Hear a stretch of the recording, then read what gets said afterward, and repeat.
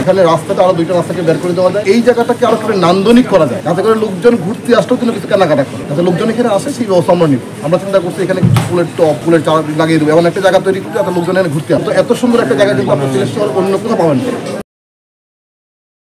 এটা আমরা আশা করছি, কারণ এখানে এই জায়গাটা রেডি করতে হয়তো আমাদের 1 সপ্তাহ বা 10-15 দিন লাগবে। এটা দুইটা ব্যবস্থা আমরা নিচ্ছি। একটা হচ্ছে আপাতত আমরা কালকে থেকে বলে দিচ্ছি হলো যে রাস্তায় কোনো দোকান বসবে না, রাস্তায় কোনো দোকান বসবে না। এটা আমরা যারা এখানে হকারের ফিল্ড রয়েছে তাদেরকে আমরা এই বার্তাটা দিয়েছি একটা। আর দ্বিতীয়ত হচ্ছে আমাদের এই মাঠটা যখন পুরোপুরি প্রস্তুত হবে তখন আমরা কোনো শহর থেকে মানে ফুটপাথ থেকে উঠে সবাইকে এখানে নিয়ে আসবো, স্থানান্তর করে এখানে দেবো। এবং এই জায়গাটা খুবই সুন্দর একটা জায়গা, সিলেট শহরে একদম প্রাণকেন্দ্র, সিটি কর্পোরেশন ডান পাশে বসে একবার সাইডের পাশে বসে, এরকম জায়গা অন্য কোথাও পাওয়া কিন্তু খুব দুষ্কর। তো আমরা লাকিলি জায়গাটা এখানে পেয়েছি এবং আমাদের সাবেক মেয়র মধ্যে এইটা মূলত তৈরি করে দিয়েছিলেন। তো আমরা আশা করছি খুব স্বল্পতম সময়েই এই শহর ফাঁকা মুক্ত। এখানে যেটা ইতিমধ্যে করা হয়েছিল সেটাকে আমরা বাস্তবায়ন করবো।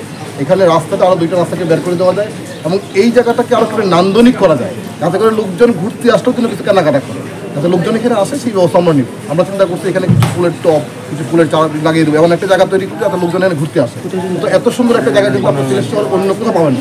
সুতরাং আমরা এটাকে নান্দনিক করার চেষ্টা করি। আমাদের আজকে সিও মহোদয় এখানে আছেন, মেয়র মধ্যে আছেন, এখানে আমাদের প্রকৌশলীরা আছেন, আমাদের এখানে বড় অবস্থার কর্মকর্তা সবাই আমরা কিন্তু এখানে মানে ফুল টিম কিন্তু এখানে আমরা আছি। সুতরাং আমরা আশা করছি যে এটা খুবই স্বল্প সমস্যা, আপনারা দেখতে পাবেন, কয়েকটা দিন ধৈর্য ধরেন, ইনশাল্লাহ ভালো কিছু দেখতে পাবেন।